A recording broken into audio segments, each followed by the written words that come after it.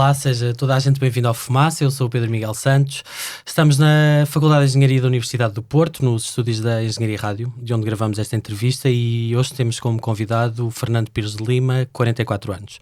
Licenciou-se em Música, vertente de guitarra jazz, e desde 2006 que trabalha na Casa da Música aqui no Porto, primeiro como assistente e agora como responsável da área de editores. É dirigente do Sindicato dos Trabalhadores de Espetáculos, do Audiovisual e dos Músicos, o CNSTE, e também é delegado sindical. Bem-vindo. Obrigado. Num abaixo-assinado de abril de 2020, assinado por 92 trabalhadores da Casa da Música, lia-se: que importância têm para a administração e a direção as pessoas que de facto fazem a Casa da Música todos os dias? É correto deixar afundar quem lhe tem dado forma e sentido? O que é que se passou nesse abril na Casa da Música? Passou-se em março, se calhar, começava em março, quando a Casa da Música fechou, no início da pandemia. Foi praticamente de um dia para o outro, não é? Um dia parecia que nada de extraordinário ia acontecer, no dia seguinte estava o país a fechar. Nós parámos com isso também, mas chegou-nos de formas diferentes, e atingiu-nos de formas diferentes conforme a segurança no trabalho que uns e outros têm na Casa da Música. Eu, como todos os meus colegas com contrato de trabalho, enfim, fomos para casa e continuámos a trabalhar em casa. Mas começámos imediatamente a perceber, porque sabíamos que havia muitos falsos recibos verdes. Havia e há, menos agora, mas havia muitos falsos recibos verdes na Casa da Música, e era um assunto que já íamos levantando regularmente, e em plenários da Comissão de Trabalhadores já se falava nisso. Portanto, já havia uma pressão nossa, coletiva, para se corrigir problemas desses. Nessa altura quisemos saber o que é que estava a acontecer com os nossos colegas que trabalhavam no Recibo Verde. E percebemos que estavam a ser tratados de formas muito diferentes.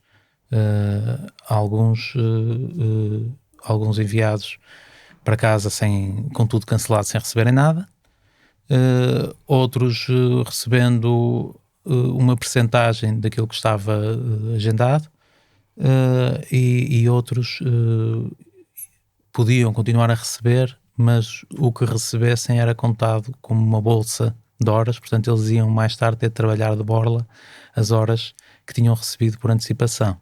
Portanto, isto atingiu o primeiro grupo. Que não receberam nada são assistentes de sala e guias das visitas guiadas. Os que tiveram esta bolsa de horas na altura foram os técnicos, e os que ainda tinham direito a receber 75% do que estava combinado eram músicos ou músicos formadores de serviço educativo. E tu recebeste o salário na totalidade? Eu recebi o salário. Eu tenho um contrato de trabalho, portanto recebi, como todos os meus colegas têm contrato de trabalho, não podia ser de outra forma. Mas nessa altura quisemos fazer alguma coisa para, enfim, que não foi num momento inicial tornar público o problema. Foi recorrer à direção, à administração, e pedir precisamente isso que dizia nesse texto, que tratassem as pessoas com dignidade. Vocês diziam que calar seria consentir, e estou a citar, e seria também insuportável. Falamos de profissionais que são de facto parte da equipa e colegas de trabalho, que viram as suas vidas interrompidas neste período de encerramento da instituição. A administração foi sensível a esses pedidos que tu dizes que aconteceram, ou não? Não, foi completamente insensível. Portanto, nós apresentámos isso logo à partida como, primeiro, um pedido de reconsideração das medidas que estavam a ser tomadas, mas com a intenção expressa, e estava lá expresso, de que, não sendo feito nada nesse sentido, que íamos recorrer até às últimas consequências. Portanto, tornar público, recorrer primeiro ao Ministério da Cultura, recorrer aos partidos políticos que pudessem intervir de alguma forma, e depois então tornar público.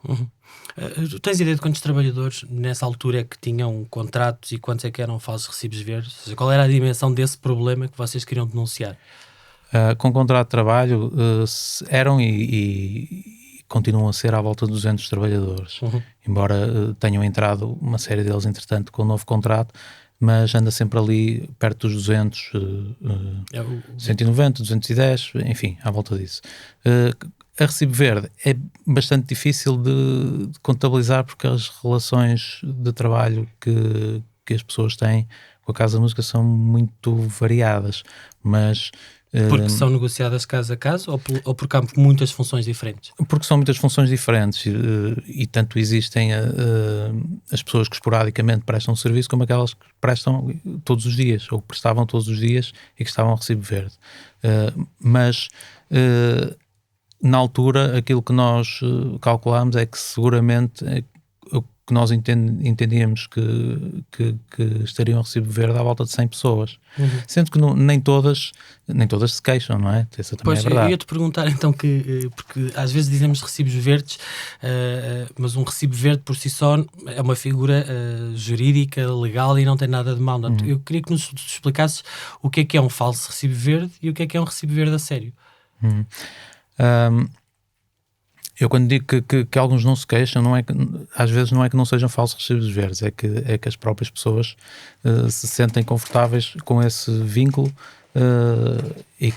mas apesar disso gera outros problemas, ou seja, a existência desse vínculo gera problemas a nível do mercado de trabalho, não é? Portanto, gera uma fragilidade que depois que se estende outras pessoas. Agora, tu dizes, desculpa, só porque tu usaste a palavra confortáveis e eu queria perceber se é mesmo confortáveis ou se é resignadas.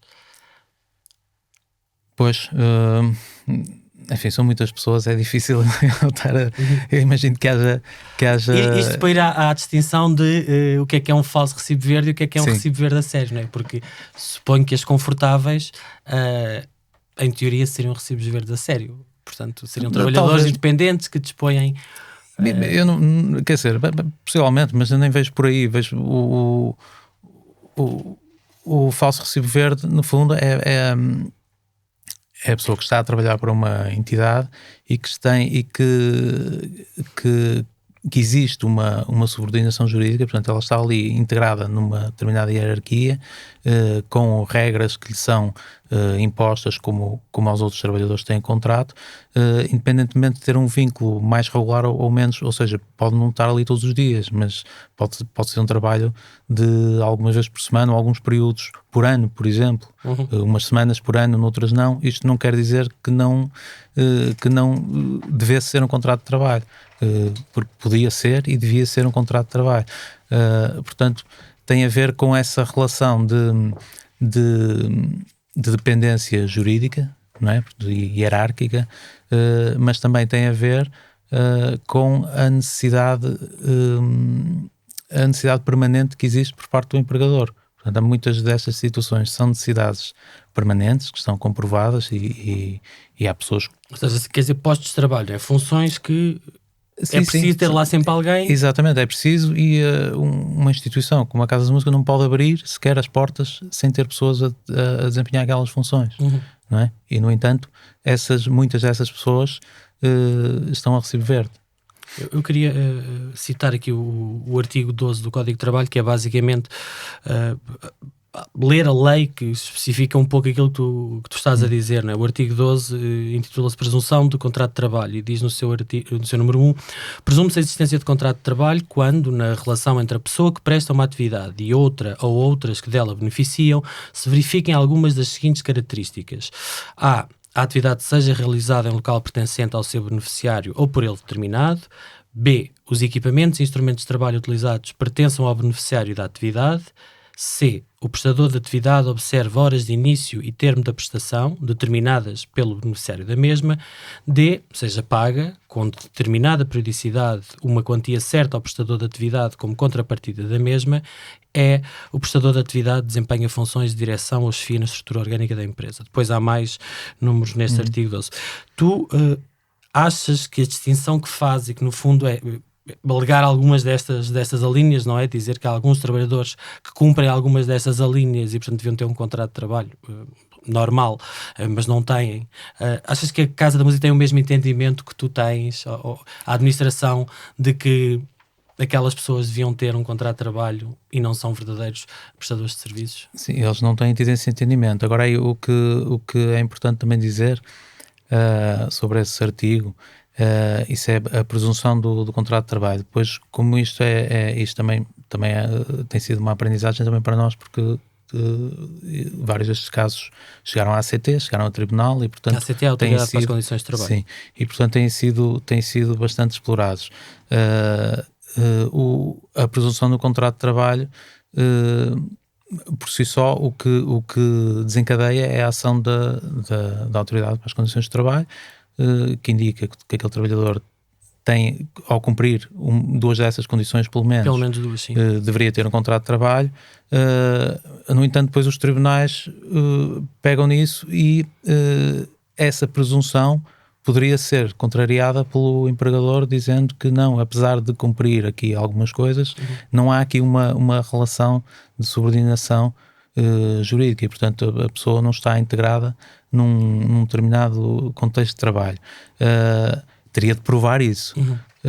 Portanto, o que depois, nos nossos casos, acabou por acontecer com os nossos colegas, é que essa prova nunca foi feita, não é? Portanto, a presunção existe e serve para sinalizar, digamos, não é? Com essa presunção a gente percebe que há ali sinais que demonstram que provavelmente se trata de um contrato de trabalho dissimulado. Deveria existir, não é? Sim, é um contrato que está dissimulado, mas a própria ACT e os tribunais, se reconhecerem, dizem que é um contrato de trabalho. Portanto, o contrato existe. Não está, está formalizado dessa forma. Exato, não é? Está a ser dissimulado. Claro. Já vamos explorar melhor esses casos. Portanto, ou o empregador aceita e regulariza, e aconteceu em alguns casos, embora depois haja aí pormenores um bocadinho que se pode explorar. Segundo o relatório e contas de 2020 da Fundação, ao longo de 2020 a Casa da Música contratou um assistente de loja, 4 técnicos de produção, 4 assistentes de cena, 3 deles a tempo parcial e fez 10 contratos de prestação de serviços para visitas guiadas a tempo parcial. É o que diz o relatório, que foi lançado em junho de 2021, é o mais recente. Sim. Eu ia te perguntar, há quanto tempo é que existem falsos recibos verdes na Casa da Música? Desde que a Casa da Música abriu. Desde antes da Casa da Música abrir. Os nossos colegas mais antigos que acabaram por conseguir regularizar o contrato, embora tenham passado ainda pelo processo de tribunal, mas depois chegaram a acordo e regularizaram, estavam a trabalhar para a Casa da Música antes da Casa da Música abrir. Portanto, isto para contextualizar, porque a Casa da Música foi criada para o Porto Capital Europeia da Cultura em 2001 e depois foi depois dessa figura jurídica havia uma sociedade que administrava esses festejos, chamemos-lhe assim, essa celebração. Ela foi dissolvida e constituiu-se uma fundação, não é? E, portanto, e a Orquestra Sinfónica do Porto passou e foi integrada na estrutura da Fundação Casa da Música. Portanto, é por isso que havia gente a trabalhar antes da Casa. Trabalhavam para não só os músicos como técnicos que trabalhavam já para a orquestra, claro, em 2005. Alguns mais antigos que foram integrados com o contrato de trabalho, mas no caso dos recibos verdes havia colegas nossos que estavam desde 2005 a recibo verde. Sim, e mantiveram-se. Noticiou precisamente o ano passado, em 2020 o caso do André Silva, que é técnico de palco, que trabalhava para a Orquestra Sinfónica do Porto e começou em abril de 2005, portanto ele tinha 23 anos quando começou a trabalhar e até março de 2020, precisamente o período que nós estamos a falar, quando ele foi dispensado no primeiro confinamento, continuava a falsos recibos verdes. Depois, entretanto, acabou por ser integrado, foi integrado fez este fevereiro em fevereiro de 2021, mas ainda assim é muito impressionante, não é? Ele foi integrado com 41 anos e começou a trabalhar com 23, todo este período a falsos recibos verdes. E se isto acontece, não é? Porquê que há tantos anos... Porque é que só em abril de 2020 é que os trabalhadores se juntaram para fazer um abaixo-assinado? Porquê? Não é fácil, quer dizer, nessa altura é fácil de dizer porque é que foi quase obrigatório fazermos isso, porque foi quando estes nossos colegas foram lançados para total desproteção, sem rendimentos nenhuns, apesar de todo esse histórico. Já tinha havido algumas referências em plenários de trabalhadores, às situações de falsos recibos verdes, mas, na verdade, muitas das situações nem eram do conhecimento de grande parte dos trabalhadores. Eu próprio, que tive um bocadinho enfim, na linha da frente destas contestações, houve estes colegas, nomeadamente o André e o Vilela, técnicos muito antigos, eu não sabia que eles estavam a recibo verde, eu só percebi nessa altura, ou seja, eram pessoas que eu via lá todos os dias. Portanto, eu não tinha a noção, como não eram relações próximas. Há pouco não falaste de uma comissão de trabalhadores, ou seja, não havia uma estrutura que de alguma forma pudesse falar pelas equipas todas, havia, das pessoas que trabalham? Sim, quando não havia essa noção? A resposta que houve por parte das comissões anteriores de trabalhadores foi sempre que não representavam os trabalhadores a recibo verde. Representavam os trabalhadores que tinham contrato, porque esses é que eram os trabalhadores da Casa da Música. Quando conseguimos tomar uma posição coletiva em defesa da regularização dos recibos verdes, e foi pouco antes da pandemia, nessa altura, enfim, percebemos que tínhamos de invocar a correção da situação por uma questão da própria instituição funcionar como deve ser, e não tanto por aquela comissão estar a defender trabalhadores ou não, claro, juridicamente. Porque juridicamente, na verdade, a Comissão de Trabalhadores não tem de defender ninguém, não tem essa margem de manobra para fazer uma defesa jurídica de trabalhadores individualmente. Mas quer dizer, se estiver constituída legalmente, pode negociar com a administração. Pode negociar, sim, mas normalmente não tem, por exemplo, um apoio jurídico, não tem uma representação que a esse nível que vá negociar uma situação particular. Enfim, pode alertar, pode pedir para resolver e tal, claro, mas a ação é limitada. E, portanto, o que houve muitas tentativas individuais de trabalhadores nessa situação. Por exemplo, o André foi um deles, que chegou a ir à ACT uns anos antes, mas que teve lá uma resposta que o desanimou e desistiu. Mas não houve muitos casos desses, e também não havia, por parte de alguns grupos de trabalhadores, não esses em particular, mas noutras áreas, quando trabalham mais em part-time, não havia propriamente a percepção de que eles não estavam num regime correto, porque o que acontece é que o recibo verde tornou-se tão corrente, não é? Tão usado e abusado, que eu acho que as próprias pessoas que estão a trabalhar ainda com esse regime demoram muito a questionar, não é? A pensar se aquilo não deveria ser um contrato de trabalho. E parece que o contrato de trabalho é uma coisa inatingível para muitas pessoas, e quanto mais jovens, pior, não é? Atualmente, sim, parece-me que atinge muito mais. Mas se calhar não tem só que ver, ou seja, essa dificuldade em perceberem, em vez de, se quisermos usar esta expressão, uma certa consciência de classe dentro do quadro de trabalhadores, do quadro do conjunto, é o que eu quero dizer, da Casa da Música, na verdade não tem só que ver com pessoas que estavam a trabalhar com prestações de serviço ou recibos verdes.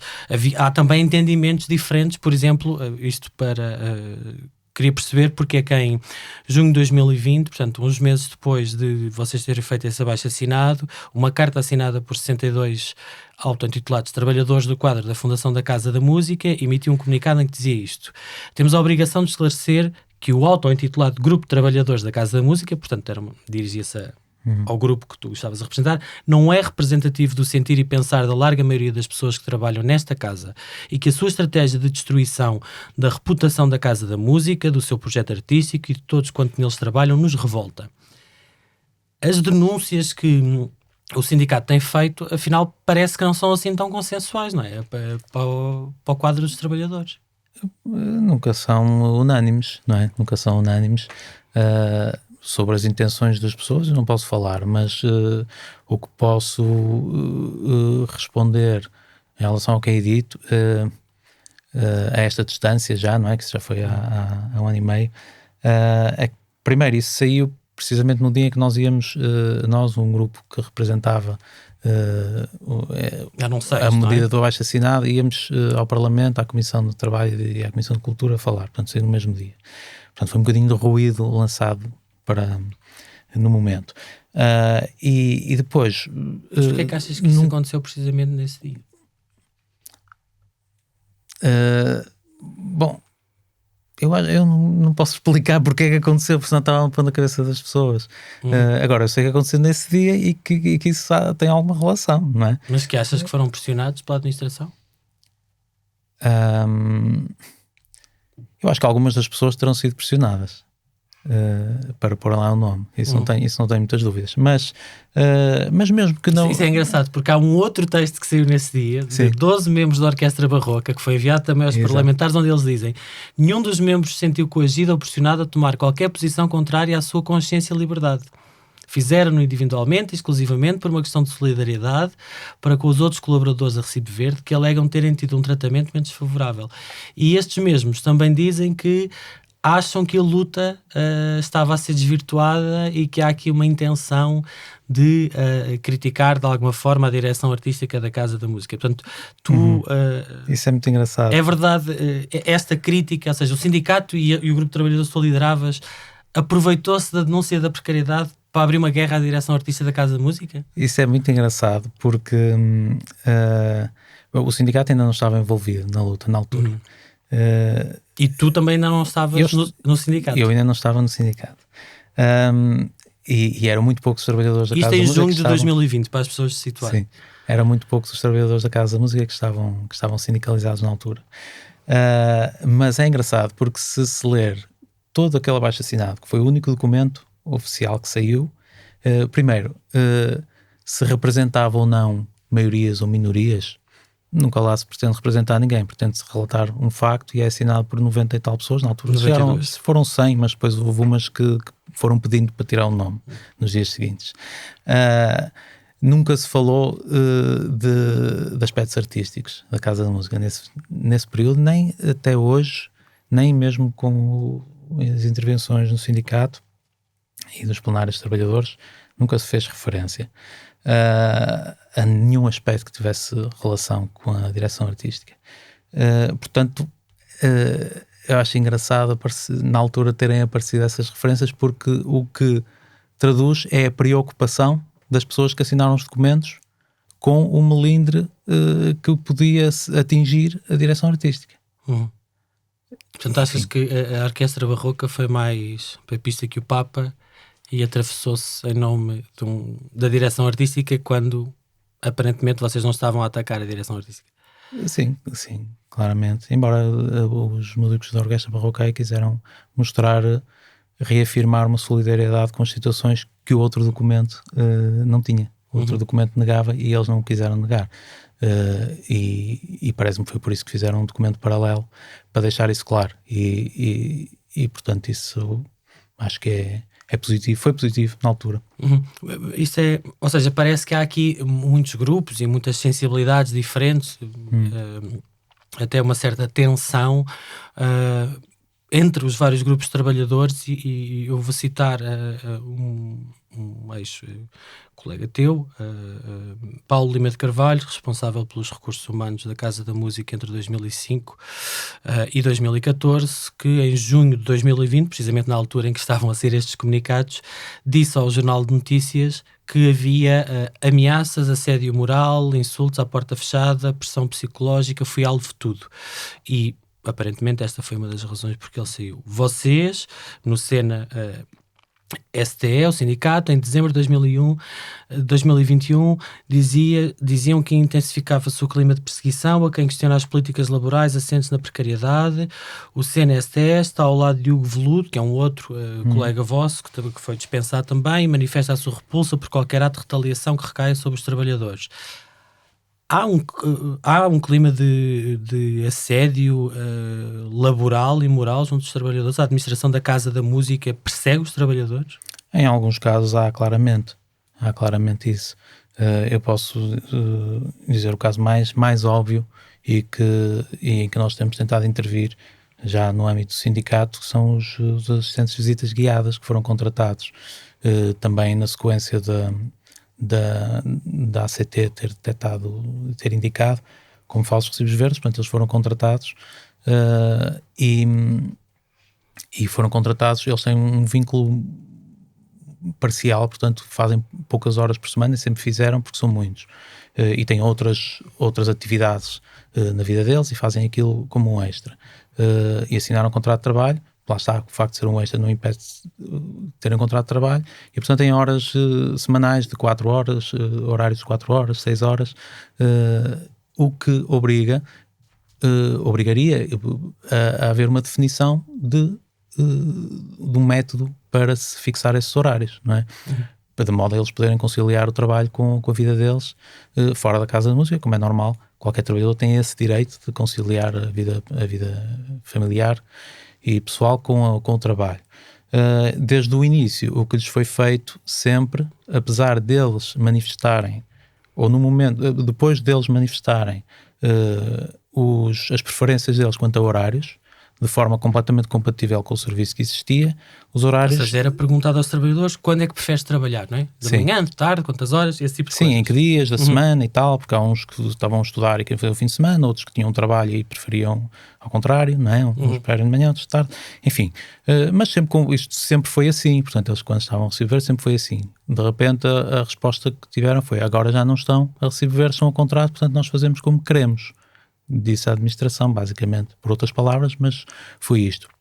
Então eles começaram a comunicar disponibilidades e era desmarcado o inverso. E isso continua a acontecer neste momento. Portanto, tem sido... A pessoa dizia que ia trabalhar ao sábado de manhã e marcavam-lhe ao sábado à tarde? Sim. Ou diz, por exemplo, naquele dia do mês não me dá jeito porque tenho um trabalho que me surgiu naquele dia, e há outros colegas que podem fazer perfeitamente, porque eles são vários. Acontece frequentemente marcarem trabalho precisamente naquele dia. Mas e o que é que acontece? E as pessoas faltam e não recebem? Ou faltam, ou têm de mudar a vida deles, se conseguirem.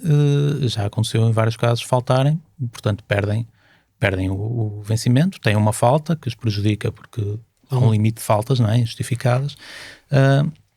E não só isso, como prejudica a própria Casa da Música. Isto é que é o mais ridículo. Estes são atitudes de perseguição, de facto, que prejudicam a atividade, porque há visitas guiadas que são canceladas, há grupos de turistas que vão embora. Mas se há essa perseguição, porque é que não há queixas disso? A ACT, ao Ministério Público, o mobbing não é algo que seja permitido, não é? O assédio laboral é punido por lei. Sim, tem havido o que tem... Aliás, que feito. Há o caso mais carismático, não é? Da Cristina, que foi para tribunal, não é? Enfrentar uma corticeira que lhe fez uma série de atropelos e de humilhações e que ganhou, não é? Portanto, sim. porque é que não há essa atitude também de combate por parte desses trabalhadores que estão a ser, alegadamente, foi eu dizer, vítimas disso? A posição deles tem sido de sempre, até agora, e já passou algum tempo, de tentativa de diálogo.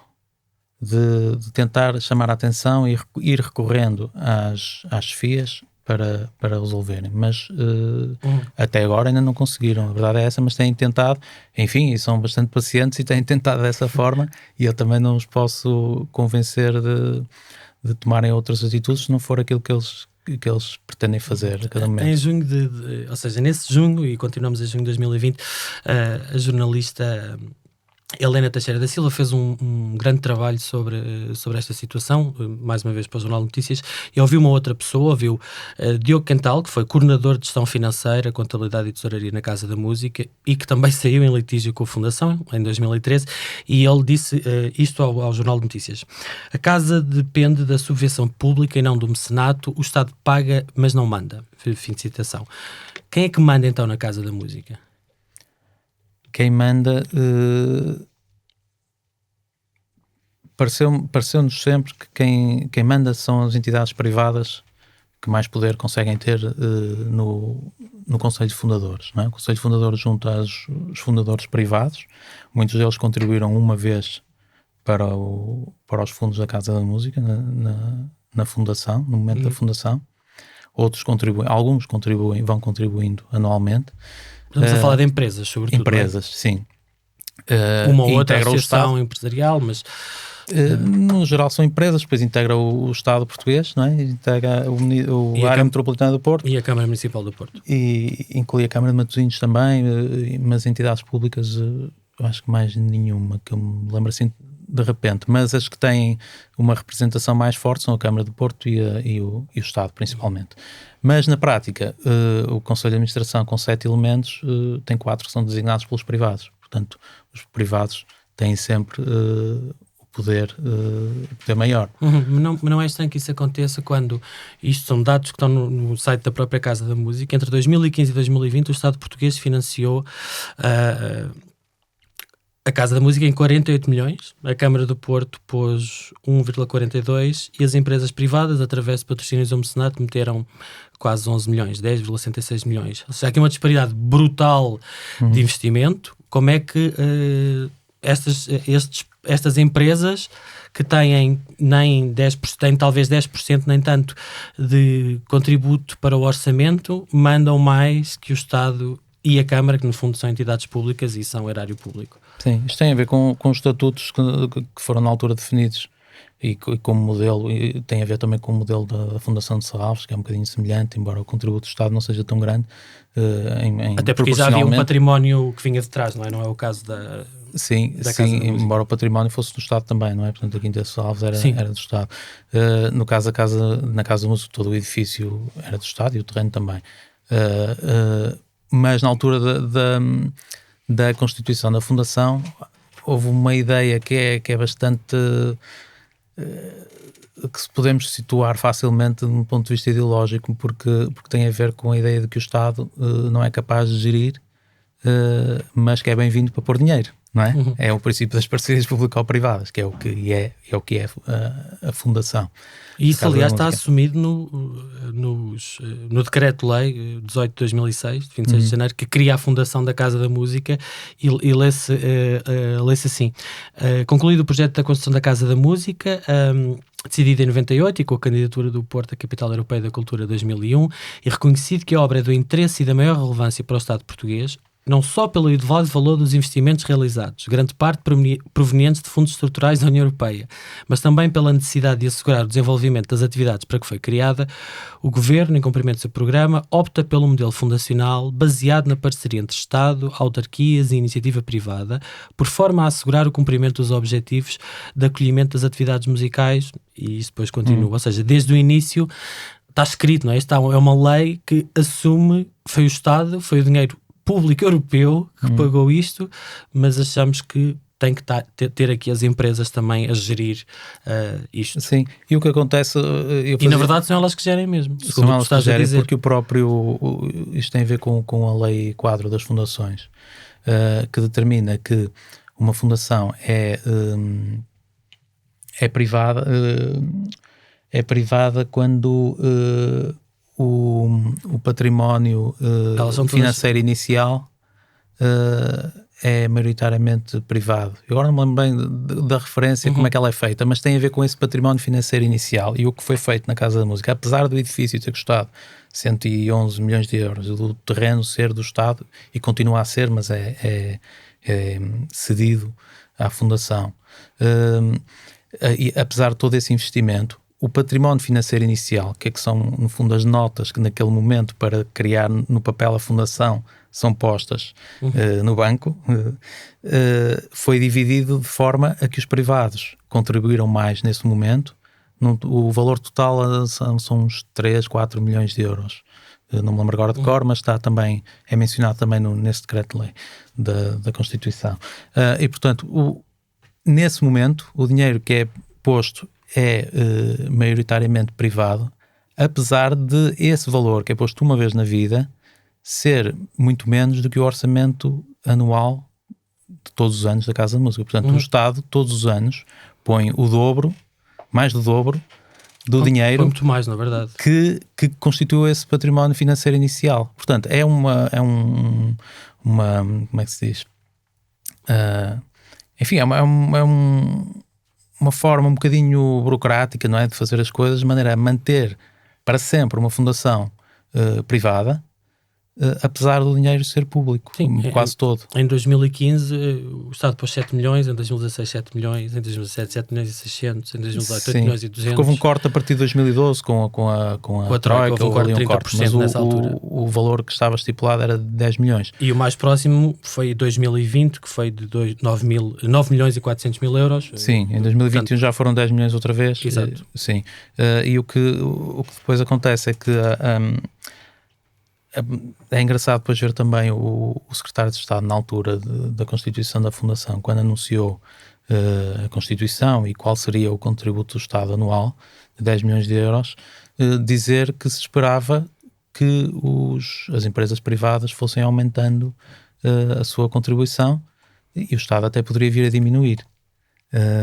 Isso nunca aconteceu, ou seja, os privados nunca passaram num limiar chegou aos 2 milhões de euros em alguns anos, mas o Estado nunca pôde baixar o contributo, e quando baixou gerou grandes problemas que foram públicos na altura, não é? Houve manifestações públicas e houve até demissão de uma administração. A administração demitiu-se nessa altura e houve até uma famosa manifestação que era um abraço à Casa da Música em 2012. Tendo em conta toda esta caracterização que tu estás a fazer, eu queria perceber uma coisa que é, em audição no Parlamento, a pedido do PCP, a 30 de junho de 2020, a Ministra da Cultura, Graça Fonseca, disse que este tipo de situações que tu estás a descrever era inadmissível, cito, e também disse que o Estado não financia a precariedade. A Ministra mente? O Estado tem financiado a precariedade. A Fundação na Casa da Música e em Serralves sabemos que se passa o mesmo, é fortemente financiada pelo Estado, mas serve se calhar de encobrimento a situações de precariedade que no Estado, a gente sabe que também existem no Estado, mas se calhar seriam mais fáceis de combater, até porque houve processos de regularização de vínculos precários noutras entidades públicas. Portanto, haveria outra forma, se calhar, de os combater. Ali, não só porque... todos os efeitos, vocês são funcionários de uma instituição privada, não são funcionários de Estado. Sim, é uma instituição privada, em termos do direito, é uma fundação privada, independentemente do Estado até contribuir mais do que contribui agora, e os privados ainda menos. Contribuir agora vai continuar a ser uma fundação privada, por causa daquela tal linha. E portanto, sendo uma instituição privada, há uma série de coisas que não são analisadas pelo próprio... Não são, mas se calhar deviam ser. O que eu quero dizer é que quando um governo financia uma instituição privada para cumprir uma missão que é do Estado... E que, na verdade, tem o estatuto de utilidade pública, não é? Exato, por isso mesmo, porque tem uma missão que é, no fundo, está a substituir-se ao Estado para cumprir uma parte da missão da cultura. O Estado e o governo têm a obrigação de fiscalizar. Têm a obrigação de ver se o contributo que está a dar está a servir para prestar o serviço, mas eu costumo dizer também que o serviço público não é só o serviço, não começa no serviço que se presta ao público, começa no tratamento correto de quem trabalha numa instituição. E quando as diferenças salariais são do nível do mais baixo para o mais alto, de mais de 10 vezes, com dinheiro do Estado. Isto entre os trabalhadores da Casa da Música? Portanto, entre a pessoa que está na loja ou a que é funcionário ao administrador? Sim, é uma diferença de 10 vezes. Neste momento talvez seja mais, porque entretanto houve uma nova contratação. Há uma nova diretora de marketing, não é? Que não existia. Não, mas além disso havia diretores, mas não havia o administrador delegado, que houve até 2012. E que foi agora retomado. Passou agora a ver também, enfim, mas esses valores não sei. Mas só queria dizer que começa por aí, porque começa por não haver um escrutínio do que é feito com o dinheiro em termos de distribuição salarial. Mas depois também não há um escrutínio sobre a própria atividade, porque não há, o Ministério da Cultura não tem uma palavra a dizer sobre nada Bem, o Ministério da Cultura nomeia um administrador, não é? Seria essa a função dele? Nomeia dois.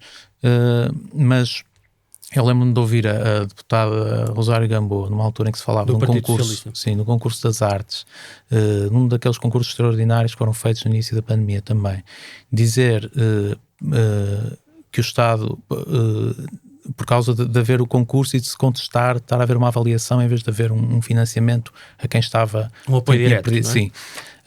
Ela dizia que o Estado não podia financiar sem fazer um escrutínio daquilo que ia ser feito ao dinheiro, mas isto é o que o Estado faz todos os anos na Casa da Música. Bom, mas há uma entidade do Estado que aparentemente serve para fazer esse escrutínio, que é a Autoridade para as Condições de Trabalho, e em 2020, depois de um processo inspectivo de vários meses, identificou 37 casos de falsos recibos verdes na Casa da Música, comunicou essas situações ao Ministério Público, de modo a que fossem abertos processos de reconhecimento dos contratos de trabalho, aquilo que estávamos a falar no início desta entrevista. Eu queria perceber, de uma forma um bocadinho mais detalhada, como é que isto aconteceu, ou seja, foram vocês que fizeram a queixa, foram os inspectores que foram à Casa da Música e vieram falar convosco? Vocês já sabiam que a ACT ia lá quando eles apareceram na Casa da Música?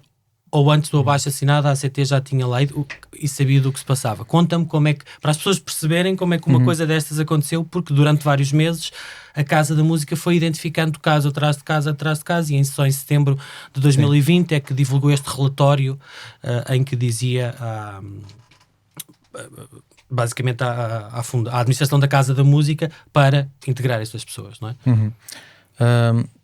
Depois de fazermos o abaixo-assinado,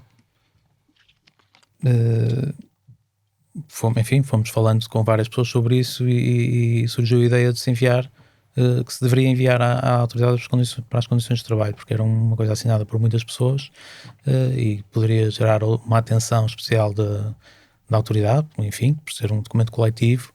E eles até quando recebem denúncias vê-se que esses são os fatores que levam em conta se há uma representação coletiva, se for uma queixa de uma comissão de trabalhadores, de um legado sindical, isso pesa também. Nesse caso não era nem uma coisa nem outra, mas era um coletivo e portanto pensámos que poderia dar origem a alguma coisa, isto ao percebermos que não ia haver nenhuma resposta positiva da administração.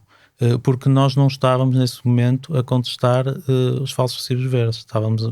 Queríamos limitar ao mais fácil de resolver, que era as pessoas terem os rendimentos com que estavam a contar durante aqueles meses. Ou seja, as pessoas que não puderam trabalhar durante a pandemia foram dispensadas e não tinham outra maneira de ganhar dinheiro. Sim, aquelas que tinham ficado com corte de rendimentos, que pelo menos a Casa da Música assegurasse esses rendimentos que eram esperados. Como vimos que isso não ia acontecer, então achámos que não havia outra alternativa senão levantar a questão dos falsos recibos verdes, e foi aí que levantámos, recorrendo à Autoridade das Condições de Trabalho. Enviámos pela página, não é? Pela página das denúncias da ACT, e eu deixei o meu contacto e na altura um inspetor contactou-me e enfim, depois foi contactando os vários trabalhadores. Mas foram lá ou não? Ou, quer dizer, não foram porque a casa estava fechada? Estava fechada, não é? Eu não sei se eles chegaram a ir lá fisicamente. Eu acho que eles foram, mas isso não tenho, mas não puderam ir ver os trabalhadores na altura, portanto tiveram de os chamar e de entrevistar, claro, os trabalhadores e outras pessoas com responsabilidades lá também. Mas a administração da Casa da Música o que diz é que apesar da discordância, e estou a citar o relatório de contas de 2020, que foi lançada em junho de 2021, apesar da discordância que manifestou a ACT, o Conselho de Administração cumpriu o compromisso público assumido e apresentou a todos os trabalhadores prestadores de serviço identificados, sem exceção, propostas de contrato de trabalho correspondentes às funções que desempenhavam e ao tempo de trabalho prestado. E depois dizem que dos 37 identificados, só 21 é que foram integrados, porque houve pessoas que não aceitaram as propostas que a administração tinha feito. Porquê é que os trabalhadores não aceitaram as propostas? Mesmo esses que foram integrados, vários deles não aceitaram as primeiras propostas. As propostas que receberam tinham vários problemas. Essa é a outra parte da história que esses comunicados não incluem. Tinham vários problemas. Primeiro, porque não compensavam devidamente os trabalhadores pelos anos que tinham estado na situação de falsos recibos verdes. Portanto, propunham uma compensação quase ridícula. Um salário mais baixo, é isso? Sim, na compensação mesmo em termos de uma indenização, de um valor de compensação pelos descontos maiores que os recebedores têm de fazer, pela falta de férias, pela falta de subsídio de almoço, etc. Portanto, eram valores muito baixos que em alguns casos depois se conseguiu melhorar. Isso era um dos problemas. Outro dos problemas, e esse problema na equipa técnica, por exemplo, foi depois resolvido com os colegas que se aguentaram mais tempo com o caso em tribunal e que depois forçaram um acordo muito mais vantajoso nesse aspecto, embora tenham entrado com vencimento mais baixo dos colegas, injustamente, e que ainda estamos a combater essa situação. Mas depois o pessoal das visitas guiadas aceitou a proposta, acabou por aceitar, apesar de durante 2 meses terem tentado obter uma correção do contrato para precisamente evitar os tais problemas com a marcação de horários que os prejudicavam. Nunca tiveram resposta, mas decidiram assinar o contrato, porque a proposta tinha outros pontos que não eram tão negativos, mas depois houve um grupo grande que não aceitou, que foram os assistentes de sala. E foi esse que se mantém até agora um problema mais prolongado. Exato. Não aceitaram porque eram propostas de salário mínimo, mas de salário mínimo a 25% ou a 50%. Portanto, ou seja, proporcional ao tempo de trabalho que eles faziam, não é? Portanto, imagina um contrato de 159 euros por mês, na altura, que eram 635 salário mínimo, 159 euros por mês para 10 horas por semana. É o salário mínimo, é esse, mas sem qualquer definição relativamente ao horário. Ou seja, eles podia-lhes acontecer o mesmo que aconteceu com o pessoal das visitas guiadas, que era serem chamados em qualquer momento, em qualquer o horário, não é qualquer momento, mas ser definido um horário o mais prejudicial possível para a vida deles, impossível de conciliarem com outras coisas, não lhes dava um rendimento suficiente para eles sobreviverem e, portanto, iam acabar por ter de se ir embora. Mas o que tem acontecido ou seja, desses 37 identificados e que a ACT disse à administração, contratem, faz favor, essas pessoas, façam-lhes um contrato de acordo com a situação que elas deveriam ter. 21 aceitaram, entretanto, houve uma série deles que não aceitaram, que foram para tribunal, e o que aconteceu foi que, dos casos que têm ido a tribunal, em que as pessoas reivindicam um contrato de trabalho diferente, ou o reconhecimento de que deviam ser trabalhadores da Casa da Música, formalmente, têm sido todos, ou de alguma forma, favoráveis à argumentação da Casa da Música. Pelo menos em 12 casos, o Tribunal do Trabalho e num deles, o Tribunal da Relação do Porto, emitiram acordos favoráveis à Fundação Casa da Música. E, portanto, pode-se dizer que perderam os trabalhadores e perderam, pelo menos, o seu argumento, não é? Tu achas que isto tem acontecido, sobretudo, entre janeiro e fevereiro do ano passado? Portanto, não foram integrados e o Tribunal disse que essas pessoas são prestadores de serviço, não são trabalhadores. O Tribunal do Trabalho está a institucionalizar a precariedade?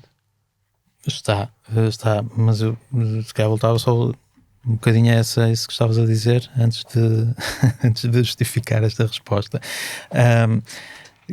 que é quando os trabalhadores não aceitam o contrato e vão para o tribunal, é precisamente para evitar que se comprometam com a aceitação de todas as condições que lhes estão a ser postas. Portanto, eles, se assinassem o contrato nesse momento, apesar da Fundação ter feito, ao contrato que fez, por exemplo, a Fundação de Serralves, de facto ofereceu um contrato de trabalho, como a ACT indicou, mas a tal lei da precariedade, o contra a precariedade, que dá origem a estes processos, é uma lei que pretende criar um processo bastante simplificado e que, portanto, a única conclusão que o próprio processo tira, ou que a ACT tira, mas o próprio Tribunal também, se o caso chegar ao fim, é pela existência de contrato de trabalho, mas não determina, por exemplo, qual seria o salário correto, tendo em conta o histórico que já existe de trás da situação de falsos recibos verdes, nem determina uma indenização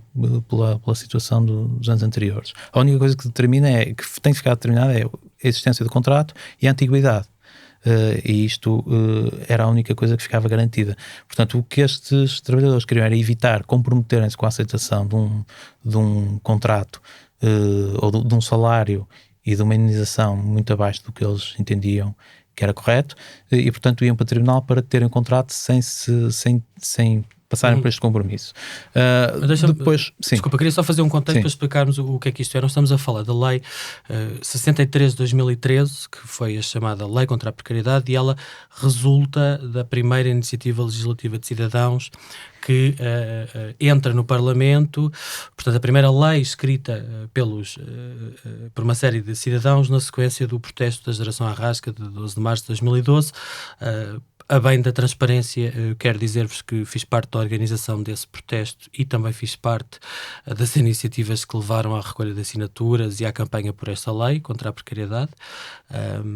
Feito este esclarecimento, o que esta lei faz, não é? A Lei 63 de 2013 é exatamente instituir mecanismos para corrigir falsos recibos verdes e relações de trabalho subordinado, e, portanto, põe aqui um ónus de dar ao Ministério Público a ferramenta de representar o trabalhador e de automaticamente abrir um processo em que diz, se a ACT detecta um caso que acha que é de falso recibo verde, comunica ao Ministério Público, o Ministério Público diz à empresa, regulariza esta pessoa, se a empresa não regulariza, o Ministério Público vai para o tribunal e representa o trabalhador, não é? Basicamente é isto. Era isto que tu estavas a referir. Sim. Quando falavas destes mecanismos e de porque é que alguns não aceitaram e avançaram nos processos. Sim, porque é um mecanismo bastante simplificado, pelo menos no papel, na lei. Depois, na prática, aquilo que se pretendia que fosse um processo urgente, que é considerado um processo urgente nessa lei, pode demorar mais de um ano. E devia demorar 20 dias? Sim, ou 20 ou 30, é por aí, mas não demora, aliás, nem sequer começa nesse prazo, prolonga-se durante muito tempo, e depois as conclusões a que tem chegado o Tribunal, aí sim, parece-me que está, não sei qual foi a expressão que usaste, mas foi instituir a precariedade ou oficializar. Portanto, se o Tribunal do Trabalho está a institucionalizar a precariedade. Sim. E de facto é isso que acontece, porque a tal ideia de o empregador ter de provar que aquele trabalhador não tem uma relação subordinada deixou de ser prioridade, porque o que tem acontecido nestes processos é que os tribunais acabam por usar quase o pretexto da fatalidade para a existência daquelas condições. Ou seja, voltando à posição do contrato de trabalho, o trabalhador trabalha num local que pertence ao beneficiário da atividade, não é? Portanto, a instituição tem um edifício e o trabalhador trabalha naquele edifício. Mas isto prova-se, portanto, este facto existe, seria um sinal para a presunção de contrato de trabalho e um sinal de que há ali uma dependência, porque ele vai lá fazer, não trabalha em casa nem onde quer, mas como deveria fazer um verdadeiro recibo verde, não é? Que é à partida poderia fazer onde quisesse, e trabalha onde quer, como eu quero, com os meus meios. Mas não, isto passa-se tanto no que respeita ao local, como ao horário, como aos instrumentos de trabalho, tudo isso ficou provado, e eles portanto, essas condições ficaram provadas, mas depois o próprio tribunal diz, mas o trabalhador vai lá fazer o serviço porque os concertos estão naquele sítio, portanto ele não podia fazê-los noutro sítio. Isto no caso do assistente de sala. Eles trabalham a receber o público e portanto não podiam trabalhar no café nem em casa, têm que trabalhar lá, portanto isto não conta. Enfim, portanto deitam logo abaixo uma das condições para a presunção. Depois fazem o mesmo no resto. Nos horários dizem, o trabalhador de facto trabalha naqueles horários que são estipulados pela instituição, mas o concerto é àquela hora, portanto não podia ser noutra hora, ele tinha de ir naquele momento, portanto é uma fatalidade, por isso é que eu digo, é uma fatalidade. O trabalhador tinha de ir naquele momento, portanto isto também não conta. Isto é dar cabo completamente do objetivo que tem a lei e que tem a presunção de contrato de trabalho. Foi por isso que tu escreveste a 14 de fevereiro, um artigo no Jornal Público que se chamava A Legalização da Praça de Jorna, e tu comparas a profissão de assistente de sala com ser um talhante, não é? Trabalhar num talho. Explica esta analogia. Sim, eu quis, no artigo que saiu, a analogia não era feita, mas há depois outro texto que eu fiz inicialmente que tem essa analogia. O que se passa é que se nós pensarmos numa profissão que nos parece óbvio que tem um contrato de trabalho, na altura falei do talhante, mas já tinha falado do caixa de supermercado, por exemplo, se este mesmo tribunal fosse analisar esse caso, podia concluir exatamente a mesma coisa. Podia dizer que a pessoa trabalha naquela loja porque a loja tem aquele horário. Portanto, não há nada a fazer, tinha de ser assim, e portanto isso não é um sinal de que há um contrato de trabalho. Trabalha com os instrumentos, por exemplo, no caso do talhante eram as facas, não é? Usa as facas e os afiadores, porque se trouxesse a faca de casa ela podia não estar bem afiada e não funcionar, portanto não seria realizável. Eles dizem isso em relação aos intercomunicadores de assistentes de sala, dizem, não, podia não funcionar bem, ser esquecido de pôr pilhas. Ou seja, porque o trabalhador argumentou, eu estou a trabalhar com intercomunicadores que são fornecidos pela Casa da Música. Exatamente. Portanto, que é uma das condições que é o trabalhor fornece material. Sim, o trabalhador não, o empregador, sim. E o tribunal diz que isso não conta? Não conta porque tinha de ser assim. Porque não podia ser de outra maneira, que ele não podia trazer o seu próprio rádio. E, portanto, destrói todos os artigos da presunção do Código de Trabalho e depois... mas depois vai mais longe, não fica por aí. Depois, para demonstrar que não existe a tal subordinação jurídica, que é o objetivo maior dos processos, pega na questão da disponibilidade, que é a tal questão dos trabalhadores dizerem quando é que preferem trabalhar. Portanto, pega nisto e diz, não, eles trabalham quando querem. E, portanto, tudo o resto que era a presunção já foi à vida, não é? Portanto, agora ficamos com isto. Mas não é verdade. Olha, não, o trabalhador não chega lá às 4 da tarde e diz, agora vou entrar ao serviço. Não, o trabalhador diz previamente nestes casos, mas é preciso perceber porque é que diz. Diz previamente, dá umas preferências de disponibilidade, digamos, diz, prefiro trabalhar nestes dias, nos outros tenho outra coisa e tal, porque está a tempo parcial. Porque é que faz isto? Porque a própria instituição criou este mecanismo. Portanto, criou um mecanismo, e aí sim é uma praça de jorna, não é? Portanto, tem muito mais pessoas do que aquelas que precisa ao mesmo tempo. Tem 40 e tal pessoas. Tem uma bolsa, não é? No fundo. Sim, tem uma bolsa de pessoas, enfim, uma praça, não é? Exato. E pergunta-lhes, ou seja, mostra-se benevolência e diz, não, mas quando é que tu preferes? Preferes à segunda e à terça? Ok, preferes à quarta e à quinta? Depois tem uma pessoa que vai juntar tudo isto e fazer um horário com estas pessoas, sendo que nenhum deles vai ter um trabalho a tempo inteiro ali, mesmo que o queira. Mas os juízes pegam nisso para dizer que isso é a prova de que eles trabalham quando querem. Quando querem. Okay. Portanto... Tu terminas esse artigo dizendo o seguinte: o incumprimento generalizado das leis do trabalho por parte das instituições culturais portuguesas está agora oficializado na jurisprudência, o que torna a luta mais difícil, mas nunca menos aliciante. O que é que podem fazer agora estes trabalhadores? Ou os trabalhadores em geral, porque quer dizer, estamos em 12 decisões, uma do Tribunal da Relação do Porto, pelo menos, quer dizer que até noutras profissões estes casos podem ser utilizados como argumentário. Aliás, para dizer que não há relações de trabalho subordinadas, não é? E aquelas pessoas não devem ter contratos. O próprio Tribunal da Relação, houve mais que uma decisão do Tribunal da Relação, houve pelo menos duas. O próprio Tribunal da Relação vai buscar exemplos anteriores e vai buscar exemplos de situações... de professores de natação, por exemplo, se há um que é o caso de uma enfermeira, por exemplo, em que já usam argumentos, não só estes como outros. Alguns são iguais. Outros são... por exemplo, dizer que a pessoa se inscreveu livremente nas finanças e, portanto, se inscreveu nas finanças é porque queria trabalhar como independente, mas também não podia trabalhar se não se tivesse inscrito, não é? Claro. Porque o empregador não estava disponível para lhe dar um contrato de trabalho. Portanto, ou para lhe pagar por baixo da mesa. Exato, vira ao contrário, não é? Vira ao contrário a situação e coloca, apesar de um contrato é assinado por duas pessoas, mas é preciso perceber...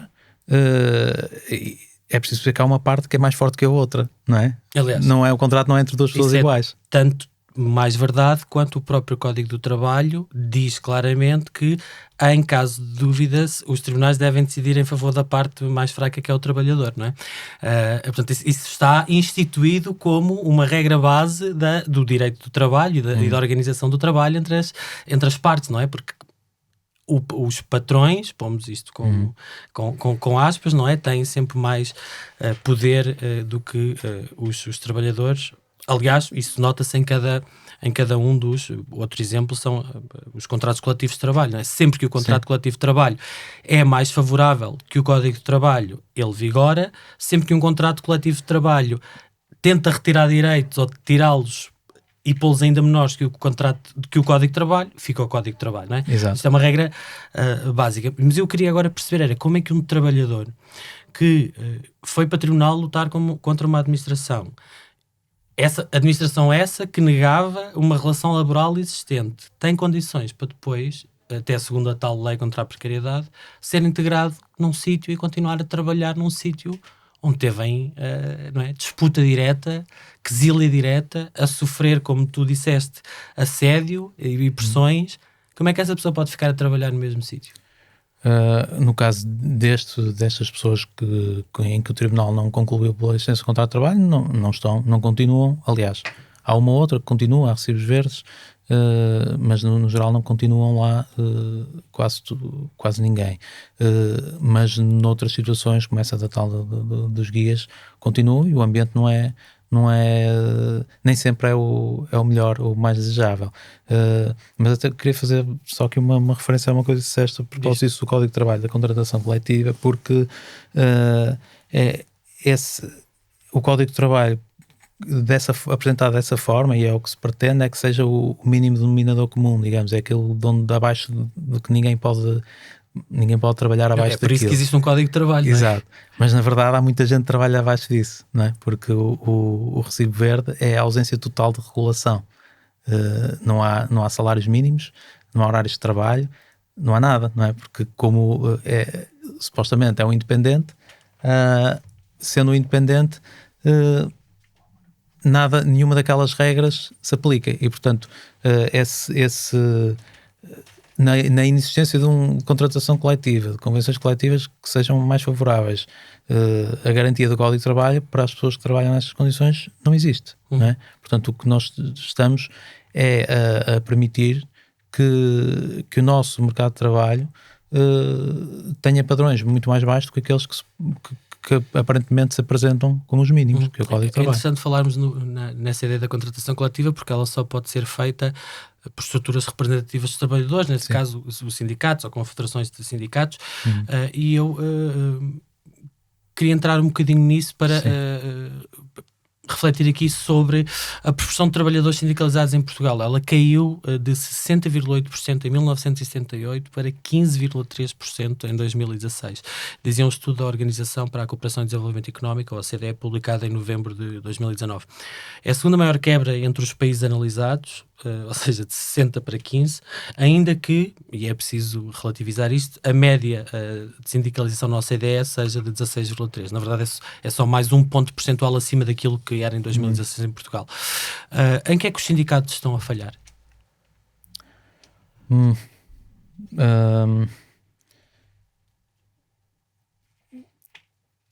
A minha chegada ao sindicato é recente, não é? Há quanto tempo é que tu és sindicalizado? Eu sindicalizei-me em 2021, portanto há um ano e meio, depois de começar tudo isto, porque se ganhou uma consciência. Eu acho que isso contribuiu, não só comigo, como com muitos colegas meus. Tu não eras sindicalizado na altura antes não era. Do abaixo-assinado, ou seja, em abril, quando ele saiu? Não, ainda não era. E porquê que te sindicalizaste? Porque percebi que se queria, porque havia outras, não só esta luta, como havia outras que nós queríamos desenvolver, porque havia muitos problemas laborais que entretanto temos levantado já com o sindicato na Casa da Música, afetando quem tem contratos de trabalho. Havia ausência de carreiras, alguns salários muito baixos, diferenças salariais grandes, salário diferente para trabalho igual, enfim, há muitas situações já muito antigas, contratos a termo também,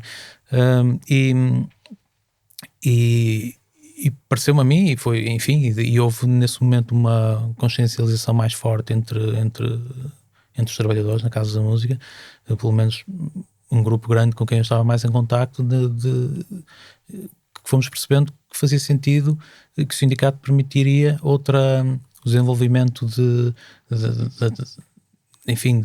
alguma de reivindicações mais estruturadas, de um apoio externo mais forte, de conseguirmos mais poder, fazer contratação coletiva, sim, mais poder reivindicativo, digamos. Porque foi isso que nunca nos pareceu funcionar. A mim, estou a falar coletivamente, mas eu e colegas meus, pareceu-nos que a coisa reduzida ao âmbito das comissões de trabalhadores tinha limitações grandes e, portanto, pareceu-nos fazia sentido. Agora, ali tivemos um crescimento muito grande neste período, portanto, havia... Bom, eu não sei se chegavam aos 10... tiveste, não é? Tu não eras sindicalizado, passas a ser delegado sindical e agora és dirigente do sindicato. Sim, num ano e meio, não é? Sim, não tinha qualquer experiência, mas eu posso falar um bocadinho por mim próprio, porque não... eu acho que nos faltava perceber que o sindicato funciona de dentro para fora, funciona de dentro da empresa, não é? Do local de trabalho para fora. E nós normalmente estamos à espera que o sindicato apareça e que venha a apresentar uns milagres para nós irmos atrás dele.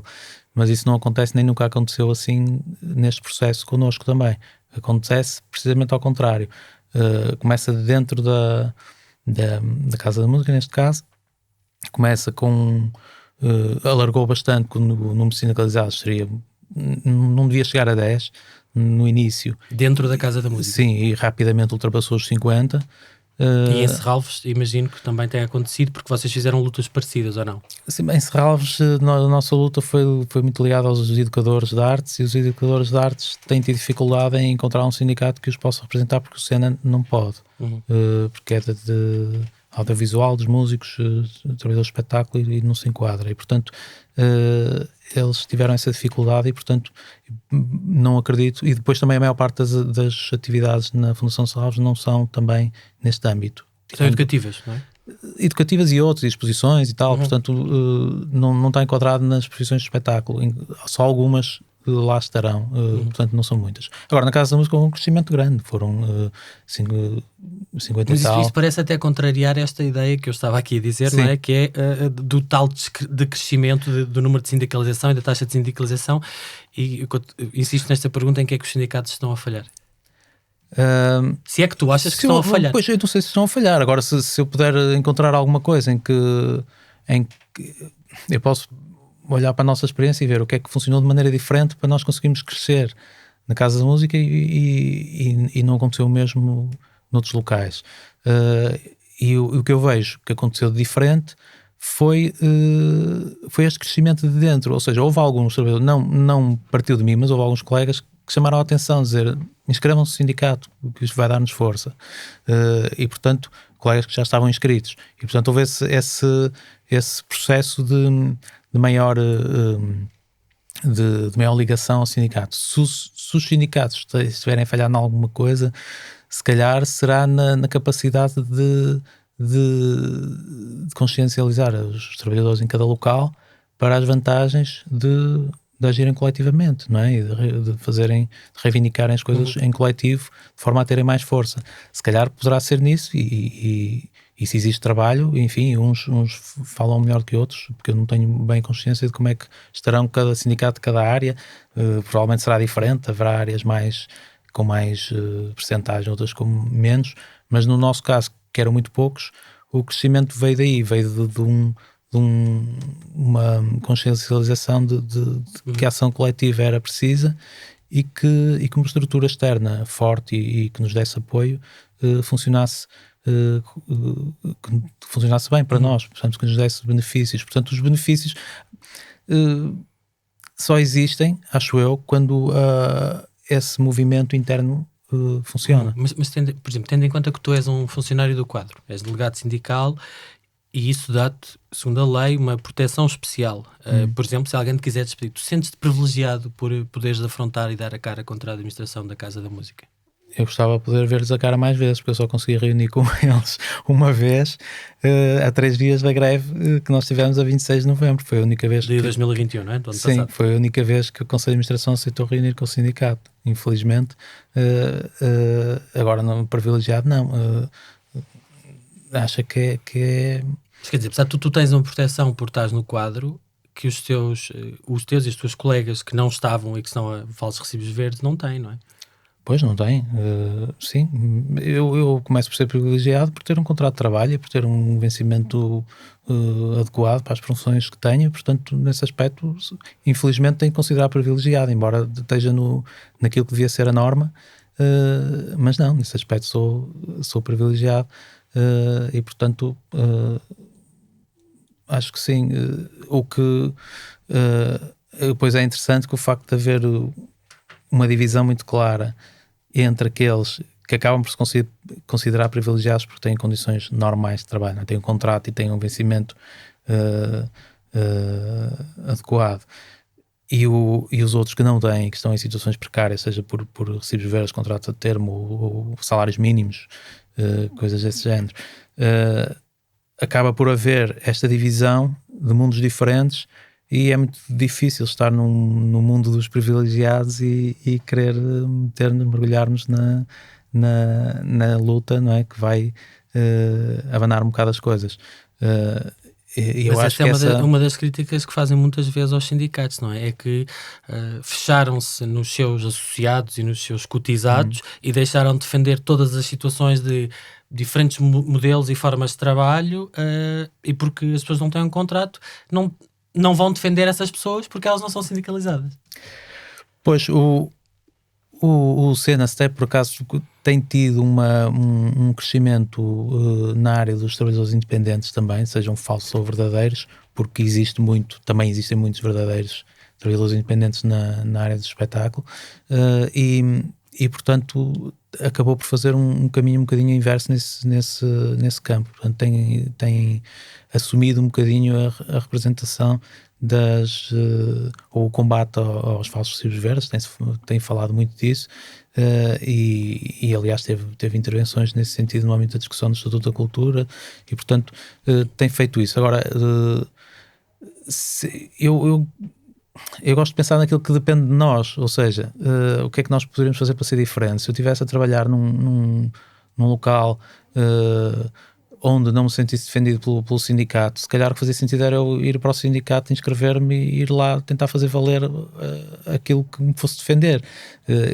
Às vezes acho que isso pode faltar um bocadinho, mas enfim, não acho interessante estar a ver de quem é a culpa, se é do sindicato, agora se calhar cada uma das partes pode fazer alguma coisa, e os próprios trabalhadores que não se sentem representados podem fazer esse passo também, não é? De se inscrever e de terem voz, porque se há coisa que na Casa da Música nós fazemos nos plenários dos trabalhadores sindicalizados é perceber quais são os problemas de cada um e tornar aquilo em reivindicações que vão ser defendidas até às últimas consequências, e também ter o princípio que nós defendemos as nossas e defendemos outros colegas, portanto, porque senão era impossível juntar um coletivo numa posição comum, e era fácil dividir, e é isso também é uma coisa que é difícil os sindicatos sobreviverem ou resistirem, que é a divisão que muito facilmente os empregadores fazem entre os empregados. E depois também há uma ação muito difícil das autoridades para as condições de trabalho. Ou seja, quando há um trabalhador mais reivindicativo, como o tal exemplo que estavas a dar há um bocado, que faz, que se queixa, que aparece e que depois é vítima de bullying, ou a situação é muito escandalosa e muito grave e enfim, e lá consegue ter alguma atenção, ou então é muito difícil haver uma atuação rápida por parte da autoridade das condições de trabalho. Nós temos situações que denunciamos ou que individualmente colegas denunciaram há mais de um ano e continuam sem a resolução da autoridade das condições de trabalho. Portanto, há aqui um sentimento de impunidade dos patrões, não é? São um bocado tão nesse nível de impunidade que dificulta a vontade de exigir mais. Esta foi mais uma entrevista Fumaça. Obrigado, Fernando Pires de Lima, dirigente e delegado sindical do Sindicato dos Trabalhadores de Espetáculos, do Audiovisual e dos Músicos, o SENA-STE. Obrigado também à Engenharia Rádio, aqui na Faculdade de Engenharia da Universidade do Porto, a quem agradecemos a generosidade e a cedência do estúdio onde estamos a gravar esta conversa. Esta entrevista foi preparada por mim, Pedro Miguel Santos, pela Margarida David Cardoso e pelo Ricardo Esteves Ribeiro, que também fez a edição e está aqui comigo em estúdio. O Bernardo Afonso foi o responsável pelo som. Fazem ainda parte da equipa Fumaça o Danilo Tomás, o Frederico Rocha, a Joana Batista, o Luís Marquês, a Maria Almeida e o Nuno Viegas. A música é dos Lotus Fever. Queremos fazer do Fumaça o primeiro projeto de jornalismo português totalmente financiado por quem nos ouve, vê e lê. Se queres fazer parte da nossa comunidade, vai a fumaca.pt/contribuir. Até já!